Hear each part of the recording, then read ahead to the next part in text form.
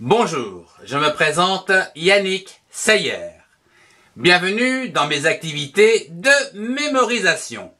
Aujourd'hui, je voudrais vous parler du contrôle de la mémorisation à l'aide de QCM, c'est-à-dire questions à choix multiples.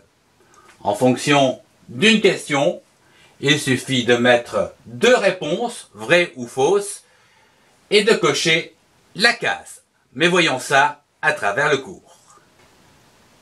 Dans les précédents cours, nous avons abordé la courbe de l'oubli, quand et comment bien mémoriser sans s'épuiser, toujours à l'aide de cette courbe, le carnet de révision, la méthode mnémotechnique, la mémorisation avec des histoires ou par association d'idées ou encore par défi, danse, sketch note ou encore par la prise de notes.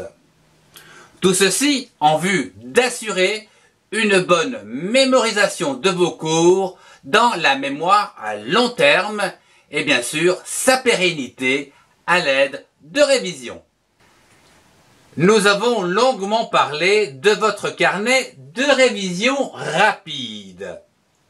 À partir de ce carnet, lisez chaque cours attentivement et ajoutez en bas de chaque cours un QCM, c'est-à-dire une ou deux questions avec un choix multiple d'au moins deux réponses, vraies ou fausses.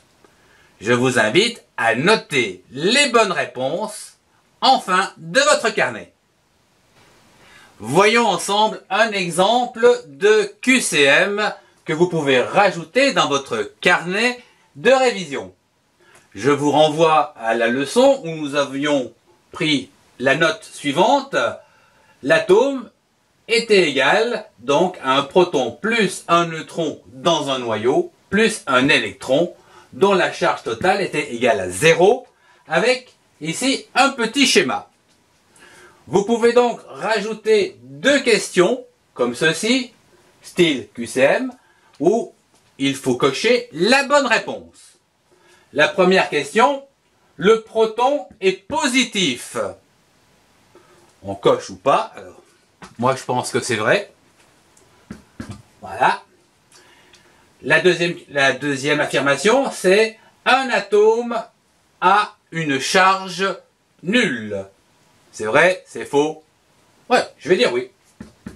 Voilà donc ici un QCM avec deux réponses que j'ai notées, donc que j'ai validées. Je vais à la fin de mon carnet et je vérifie si c'est juste. Donc ici on peut avoir petit a et petit b. Et donc, à la fin du carnet, on aura donc, ça sera donc le cours, admettons, numéro 1, par exemple. Et ici, pour 1, vous avez donc A et B. Si vous avez coché A et B, c'est que bien sûr, vous avez bien compris la leçon. Pour chaque page de révision dans votre carnet, je vous invite à tester vos connaissances à l'aide d'un QCM. Vous constaterez rapidement deux choses. D'une part, la réponse juste sera de plus en plus facile et évidente. Et d'autre part, à chaque réponse, vous allez de plus en plus pouvoir justifier par association d'idées avec les acquis mis dans votre mémoire à long terme. Si vous avez aimé, mettez un pouce et partagez cette vidéo avec ceux qui en ont besoin. Retrouvez mes cours dans les playlists qui s'affichent. Au revoir et à très bientôt.